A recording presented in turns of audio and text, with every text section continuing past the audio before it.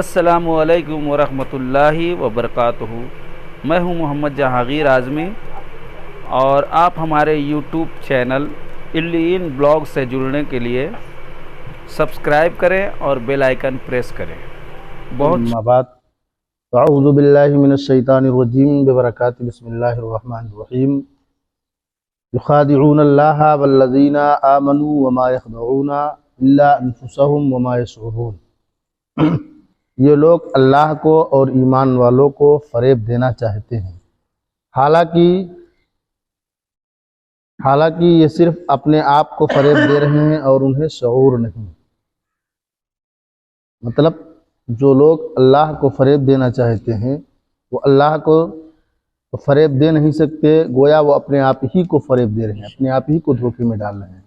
یخادعون اللہ، وہ اللہ کو دھوکہ دینا چاہتے ہیں۔ اللہ تعالیٰ اس سے پاک ہے، اللہ تبارک و تعالیٰ اس سے پاک ہے کہ اسے کوئی دھوکہ دے سکے۔ وہ تمام پوشیدہ باتوں کا جاننے والا ہے۔ یہاں مراد یہ ہے کہ منافقوں کے طرز عمل سے یوں لگتا ہے کہ وہ خدا کو فریب دینا چاہتے ہیں، یا یہ کہ خدا کو فریب دینا یہی ہے کہ وہ رسول اللہ صلی اللہ علیہ وسلم کو دھوکہ دینا چاہتے ہیں، کیونکہ حضور پرنور صلی اللہ علیہ وسلم اللہ تعالیٰ کے نائب اور خلیفہ ہیں، اور انہیں دھوکہ دینے کی کوشش گویا خدا کو دھوکہ دینے کی طرح ہے۔ یعنی جو لوگ اللہ کے رسول صلی اللہ تعالیٰ علیہ وسلم کو دھوکہ دینا چاہتے ہیں، یا مطلب ان کو دھوکہ دینے کی کوشش کر رہے ہیں، تو گویا وہ رسول اللہ کو نہیں بلکہ اللہ رب العزت کو دھوکہ دینے کی کوشش کر رہے ہیں، کیونکہ اللہ تعالیٰ نے اپنے حبیب صلی اللہ علیہ وسلم کو منافقین کے اندرونی کفر پر مطلع فرمایا۔ منافقین کے دل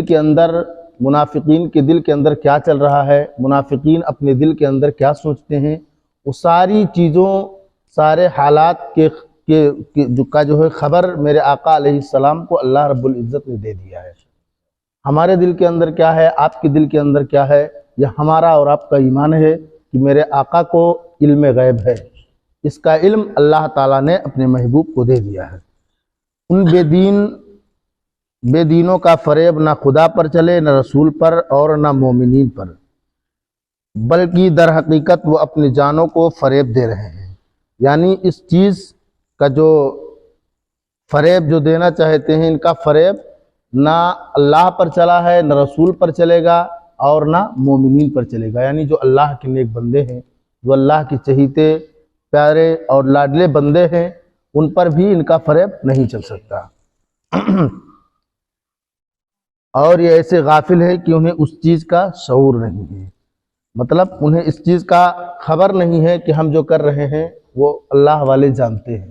حالانکہ اللہ کے جو بندے ہوتے ہیں، جو اللہ کے رسول ہوتے ہیں، وہ ان ساری چیزوں کی خبر رکھتے ہیں۔ ظاہر و باطن کا تضاد بہت بڑا عجیب ہے۔ اس آیت سے معلوم ہوا کہ ظاہر و باطن کا تضاد بہت بڑا عجیب ہے، بہت بڑا عیب ہے۔ یہ منافقت ایمان کے اندر ہو تو سب سے بدتر ہے، اور اگر عمل میں ہو تو ایمان میں منافقت سے تو کمتر ہے، لیکن فی نفس سخت خبیث ہے۔ جس آدمی کی قول و فعل اور ظاہر و باطن میں تضاد ہوگا تو لوگوں کی نظر میں وہ سخت قابل نفرت ہوگا۔ ایمان میں منافقت محسوس لوگوں میں پائی جاتی ہے، جبکہ عملی منافقت ہر سطح کے لوگوں میں پائی جا سکتی ہے۔ تو یعنی ہمیں اور آپ کو اس چیز سے باخبر ہونا چاہیے کہ ہمیں اور آپ کو کوئی ایسی چیز اپنے دل کے اندر نہیں سوچنا چاہیے۔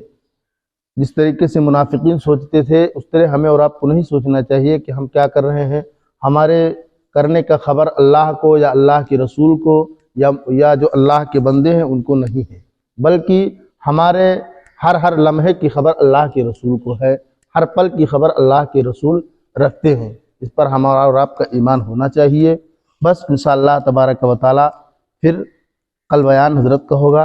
اللہ رب العزت کی بارگاہ میں دعا ہے، مولا اپنے حبیب کے صدقہ و توسل سے ہم تمامی لوگوں کو ان سب باتوں پر عمل کرنے کی توفیق عطا فرمائے۔ السلام علیکم ورحمۃ اللہ وبرکاتہ۔